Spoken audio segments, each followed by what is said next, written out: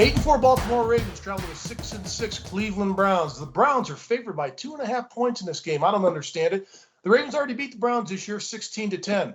If you look at the Ravens, everything is on Lamar Jackson on the offensive side of the ball. He's got to run. He's got to pass. He's got to figure out how to get the ball down the field to his wide receivers and his tight ends. Offensive line isn't very good. If you look at this team, John Harbaugh, I say it every week, he's done a terrific job. This may be his best year of coaching. They've got 8 starters on the injured reserve, and they lost another one last week in quarterback Marlon Humphreys on the defensive side of the ball. I'm looking at this game. It's all got to be on Lamar. Yes, he's going to throw the ball. Yes, he's going to run the ball. He's rushed for 762 yards on the season, leads the team in rushing on the season. He's got to find a way to push the ball downfield. He gets pressure from the offensive line. But here's the key. Lamar will make plays. Remember the game he threw 4 picks, Coach? Remember that game? And still won the football game?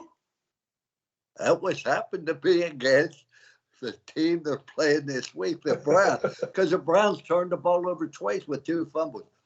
I tell you, I think Lamar Jackson, he is a great clutch player. Mark, he didn't throw the ball that well, but all of a sudden when he had to, have about a minute and 20 seconds, no timeout, he marches them down the field. He's a great competitor, but he also mentioned he's the one that runs the football. But both corners being injured really present a problem. It was 2 weeks ago.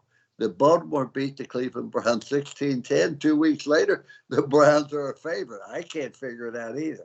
But Lamar Jackson's been sacked 43 times. They've thrown 16 interceptions this year. Well, the defense has only gotten 5 interceptions. And they've won 4 games that they very easily could have lost. Now, on the other hand, Cleveland, and I think that Mayfield gets so much unfair criticism, Mark. He doesn't have an awful lot of help. He doesn't have a receiver. And what happens when things don't go well? First thing they do, criticize the quarterback. Then they criticize the coach. That's number 2. Then they get to the owner as number 3. Well, Mayfield doesn't deserve all that negativity. He just doesn't have an awful lot of help. Chubbs is an excellent running back, but he's been injured much of the year. Hopefully he will be able to bounce back. They have 2 tight ends out in this game, the Browns do. 2 tight ends, and the third one is listed as doubtful, which doubtful says he probably won't play. They have a better defense, make no mistake about it.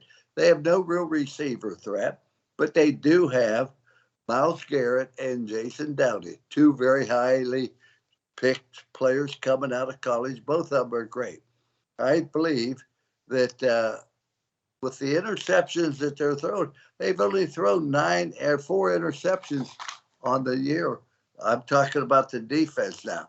I look for this be a heck of a football game. But I believe with the procrastinators, or some people call them prognosticators, let the Cleveland Browns win this game 23, the Baltimore Ravens 19. Coach, I have to disagree with you. Cleveland Brown, I know Baker Mayfield is being banged up. He's trying to be a tough guy because he's got a contract coming up, completing 62% of his passes. He only has 11 touchdowns on the season. I know you talked about defense, Myles Garrett. He's been great this year with the 14 sacks. This is a team that just seems to be reeling to me going backwards. They're giving Baltimore 2.5 points. I just can't get over that. I'm going to take Baltimore in this game to win this game outright. Forget the 2.5 points. I'm taking Baltimore to win this game 17-13. But the Browns don't have a good receiver. They don't have a real threat out there. And Mayfield's trying to make things happen without the personnel that you need at wide receiver.